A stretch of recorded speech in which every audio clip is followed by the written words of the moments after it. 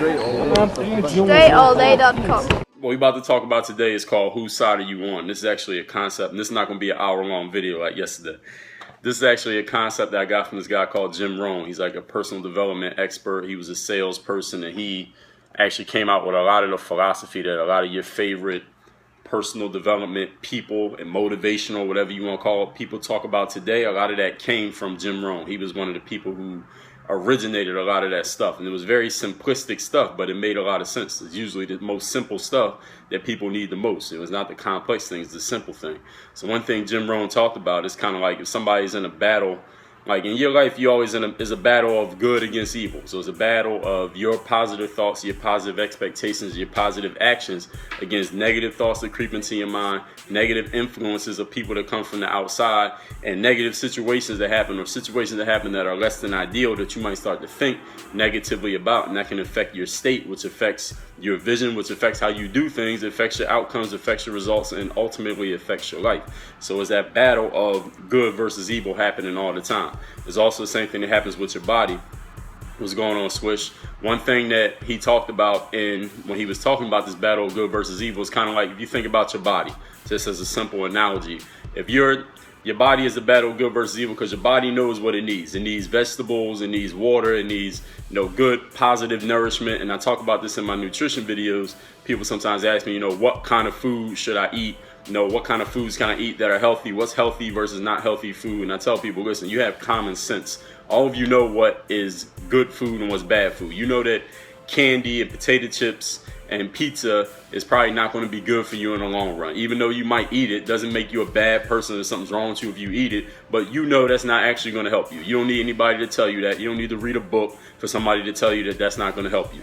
And you know that eating vegetables and drinking water and eating fruits or whatever, y'all know what good food is, you know what bad food is. It's easy to draw the line. There's not too many foods where it's kind of like you can't tell which one it is. We pretty much know that. And the thing that Jim Rohn talked about is like your body is always battling, because your body is like a machine. Inside of your body, it takes all the food that you put in it, it processes it, sends it to where it needs to be sent, and eliminate whatever the waste is that it doesn't need.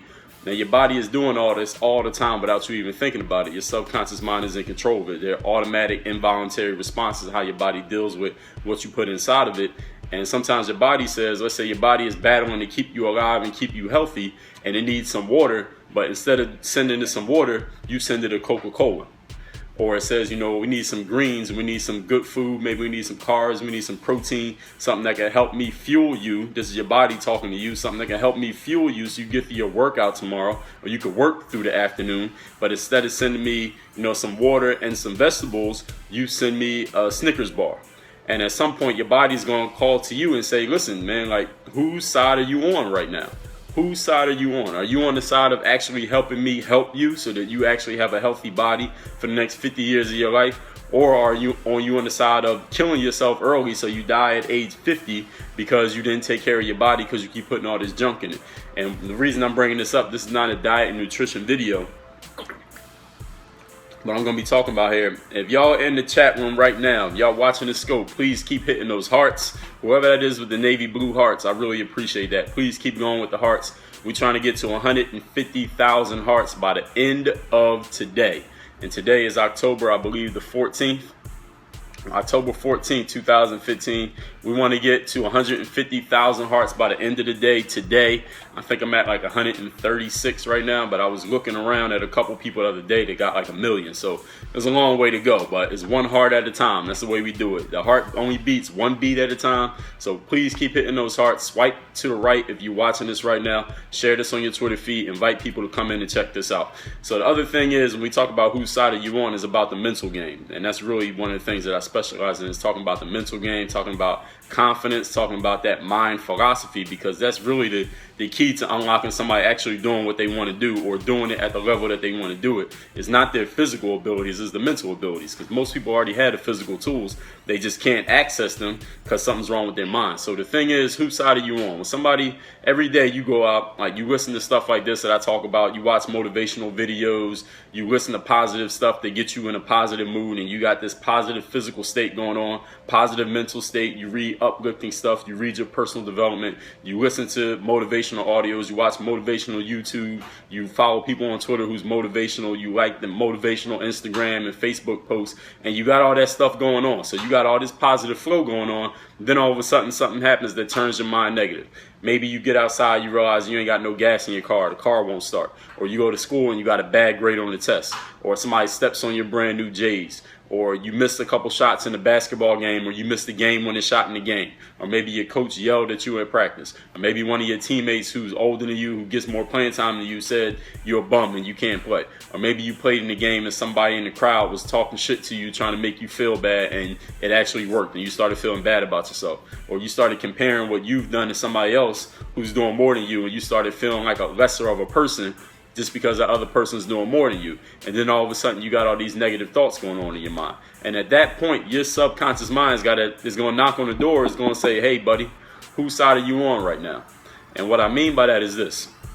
Every time you allow a negative thought into your head, you're canceling out all the positive energy that you have built up to that point. So if I go for, let's say, an hour is 60 minutes. So if I go for 57 minutes of that hour and I'm thinking all positive thoughts, I got positive energy, I'm all thinking uplifting thoughts, I'm coming up with ideas to help me get further in whatever it is that I'm doing. But then for the last 3 minutes, I'm thinking something negative because somebody said something to me, or I got an email that disappointed me, or somebody said something about me that I didn't like, or something that I was working on just didn't work out the right way, and I start thinking negative thoughts. I just canceled out that whole previous 57 minutes of positivity with the negativity, and now that whole 57 minutes of positive thought just got canceled out. So now I got to do it all over again. So we know this process is a simple phrase that all you've heard of. It's called wasting time. This is how time gets wasted, because we do all these positive things for this period of time, a long period of time. It only takes one short period of negativity to cancel out all the positivity that we just built up. And this is the reason why most people, you see them, you ever know somebody who, let's say you last time you saw them was a year ago, you see them now and they pretty much in the exact same space they were in before. Or you know somebody last time you seen them was 5 years ago and they're still in the exact same space, physically, same space mentally, same space emotionally, same space spiritually, maybe the same space financially, whatever their situation is, whatever it is they're trying to work on. They seem to just be running on the treadmill. They still alive, they still moving around in life, but they still in the exact same space. They haven't improved. There's no growth. There's no movement. There's no forward thinking movement at all in this individual. This happens to people all the time, because what happens is you get some positivity. It's not like somebody's just negative 100% of the day, 24 hours a day. They might be positive for 30 minutes, but then they got 30 minutes of negativity, so they just canceled the whole 30 minutes out. And understand it's not an equal balance, because like I just said, you could do 57 minutes of positivity, 3 minutes of negativity to cancel out that whole 57 minutes. 10 seconds of negativity can cancel out a whole 59 minutes and 50 seconds. So understand that you have to work. This is work. And a lot of people don't get this. Everybody wants to do the physical work. You know, in basketball, people come to me like, yo, Dre, what drills can I do to get my handle better? How can I work on my jump shot? How should my shooting form look when I'm shooting the basketball? People always ask me all these physical tool questions. You know, what workout should I do if I want to have a six-pack? Or how can I get bigger muscles? Or what muscles do I need to work on so I can have longer range on my three-point shot? People always ask me the physical tool questions. I rarely get questions about the mental side of the game. I mean, I do get questions about it, but not as many as I get with the physical side of the game. And the mental side of the game is what's keeping people from unlocking the physical side. Because you can have all the physical tools. If you ain't got the mental side, you just won't do it. Like, how many of you know somebody who has all the physical tools to be great? And I'm not talking about just basketball, but in anything. They might be really smart. They might have real good business sense. They might be somebody who's really good with numbers, somebody who's really good with words. Maybe they're good at writing. Maybe they're good at speaking. But it seems like they're never doing anything to actually use that skill and actually make something happen with it and contribute to the world in any positive way with that ability, even though they got more ability than anybody that you know. It's not because they don't have the physical tools. It's because something inside of them mentally is stopping them from doing it. And what can happen is you can retard all your positive mental activity with just a little bit of negative mental activity. So the question is, you got to ask yourself every single day, every time you entertain a negative thought, anytime something happens, because every action, not action, but every outcome that happens in life is neutral.